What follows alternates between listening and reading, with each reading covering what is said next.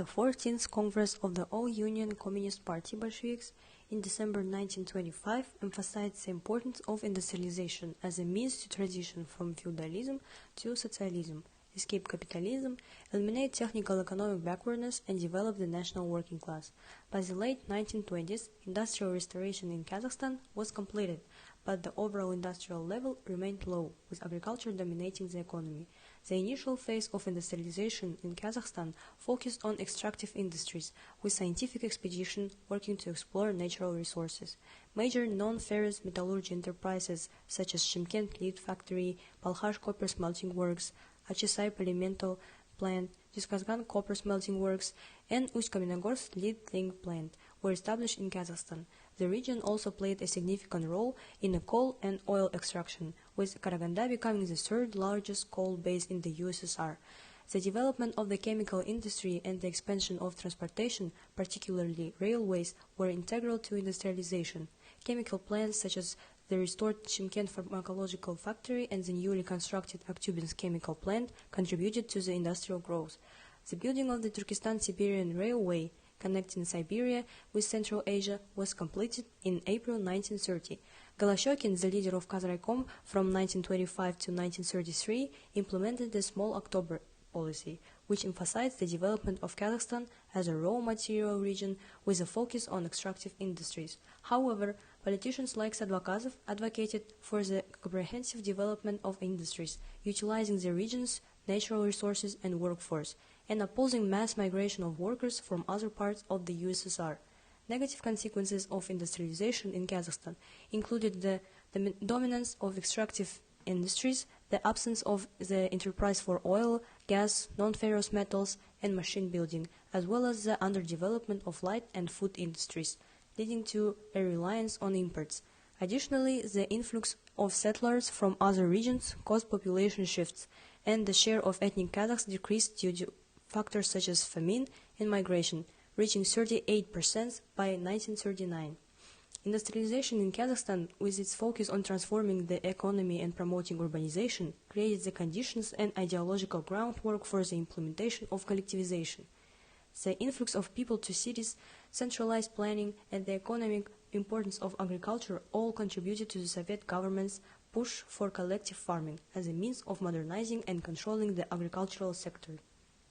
The 15th Congress of the All-Union CP in December 1927 set the course for mass collectivization of agriculture. The resolution didn't specify the specific methods or rates of implementation. Initially, the plan aimed to involve 1.1 million peasant farms, but under sales pressure, those figures sharply increased. By October 1929, 5,144 collective farms were established in Kazakhstan, comprising 92,000 peasant farms, or 7.2% of the total. However, the implementation of collectivization ignored local conditions, economic types, and necessary preparations.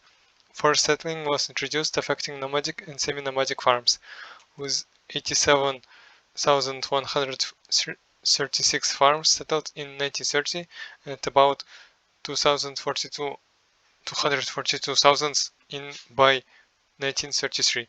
The forced collectivization led to violence and terror, lacking the required material conditions such as industrial bases, dwellings, and supplies. It also resulted in the destruction of traditional lifestyles and all traditions and elements of national culture. In the plans of Stalinist leadership, Kazakhstan was assigned to the regional group where it was supposed to complete collectivization in the spring of 1932. The regions and districts of Republic competed with each other for victory on the collective farm front. So in 1928, 2% of farms were collectivized. In April 1930, 50.5%. In October 1931, 65%. Peasants who refused to join the collective farm were threatened with eviction or arrest, said the Podkolutchnik. In the end of 1920s was characterized by the liquidation of pies and kulaks. On August 27, 1928, the Central Executive Committee and the Council of People's Commissars adopted a resolution on the confiscation and evictions of pies and semi-feudal lords. According to the document, in 1930-31, only within Kazakhstan, 6,765 families were displaced. 5,500 families were evicted from Kazakhstan. In the same years, Kazakhstan became a place of deportation of Collacts. About 200,000 people were settled in a new place. In 1932 and in 1933, the number of deported Collacts increased. Bolshevik methods of collectivization of agriculture were the reason for active resistance of the peasants.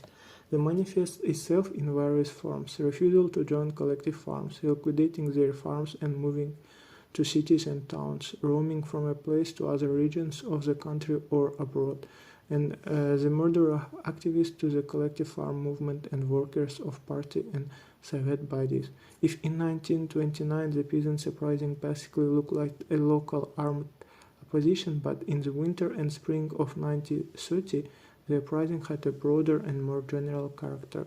The largest incident occurred in Semipalatinsk okrug. From February till May 1930, Ryansk, Usk-Kamenogorsk regions were taken in the strong disturbances. The Shamp conflicts took place in Balkash region of Almaty okrug and Irgisk region of the Aktyubinsk okrug. As well, according to the reports of OGPU in Kazakhstan, there were 372 peasants revolt in 1929-1931, and more than 60,000 peasants took part in it. The peasant protests were provoked by anti-religious policy of the VKP, all Communist Party and the Soviet state. Proclaiming the freedom of conscience and religion, the atheism militant was supported and encouraged by the state. For the short period in Kazakhstan, all mosques, the prayer houses and churches situated in rural regions were destroyed. In the result, the republic was taken into uncontrolled revolts.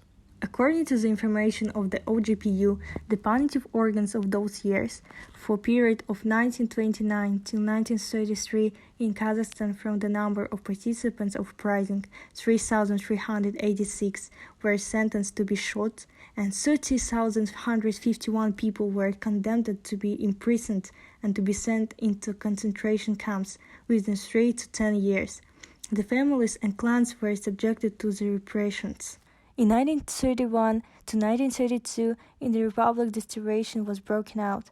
Losers from starvation, epidemics, and other deprivations numbered 750,000 people, or 40% of total number of Kazakh population of the Republic. The cattle breeding in Kazakhstan had the unprecedented casualties.